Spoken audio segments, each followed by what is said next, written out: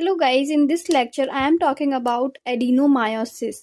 Adenomyosis की सबसे पहले डेफिनेशन के बारे में बात करते हैं। तो condition where ingrowth of endometrial tissues यानी कि stroma and gland directly into the myometrium. इसमें क्या होता है कि जो एंडोमेट्रियल टिश्यू होता है वो इन्वेट कर जाता है मायोमेट्रियम में।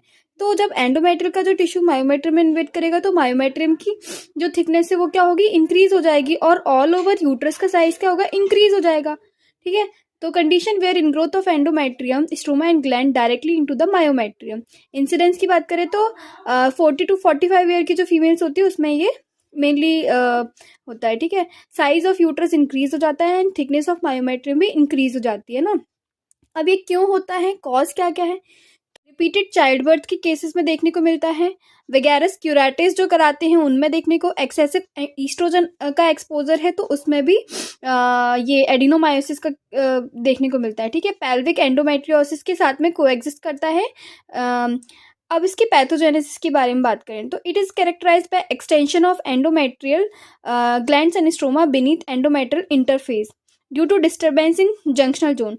तो जो सबसे बाहर की जो लेयर होती है यूट्रस में पेरीमेट्रियम होती है, देन उसके बाद में होती है मायोमेट्रियम, देन अंदर की जो इनर लेयर होती है वो होती है एंडोमेट्रियम। तो होता क्या है, जो एंडोमेट्रियम और मायोमेट्रियम का जो जंक्शनल जोन है ना उसमें डिस्टर्बेंस हो जाता है। इस वजह से एंडोमेट्रियल जो टिश्यू है वो मायोमेट्रियम में इन्वेट करता है। In this condition posterior wall जो है वो बहुत थिक हो जाती है और यूट्रस जो है वो बहुत सिमेट्रिकली एनलार्ज होता है। Symmetrically enlargement is well marked. Uterus का जो साइज है वो 12 to 14 week of pregnant uterus के जैसा दिखता है। ठीक है, there is no capsule, visible blood spot देखने को मिलते हैं। अब क्लिनिकल प्रेजेंटेशन के बारे में बात करें तो जो फीमेल होगी वो एसिम्टोमेटिक होगी। ठीक है, पैरस वुमेन अबव 40 ईयर की जो वुमेन होगी। फ्रीक्वेंसी ऑफ यूरिन बहुत ज़्यादा इंक्रीज रहेगा, यूट्राइन कैविटी इंक्रीज हो जाएगी, एबनॉर्मल मायोमेट्रियल कॉन्ट्रैक्शन बहुत ज़्यादा हो जाएंगे जिस वजह से डिस्मेनोरिया, डिस्पेरियोनिया और कॉलिक की पेन बहुत ज़्यादा होगा। और इनफर्टिलिटी कंडीशन भी लेके आ सकती है, मिसकैरेज हो सकता है, बहुत ज़्यादा एबनॉर्मल ब्लीडिंग हो सकती है, मीनोरेजिया।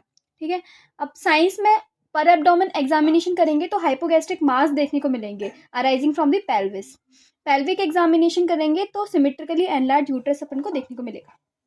इन्वेस्टिगेशन डायग्नोसिस के बारे में बात करें तो यूएसडी कराएंगे, ट्रांसवेजाइनल सोनोग्राफी। इसमें हनीकॉम्ब अपीयरेंस देखने को मिलेगा। Hypoechoic myometrial tissue with multiple small cyst in myometrium में देखने को मिलेंगे।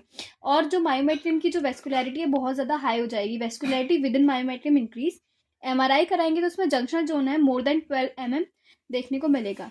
ट्रीटमेंट में लीवोनॉर्जेस्ट्रोल और डायनाजोल देंगे और सर्जरी में हिस्टेरेक्टोमी, एडिनोमायोमेक्टोमी एंड लैप्रोस्कोपी और लैप्रोटोमी करेंगे।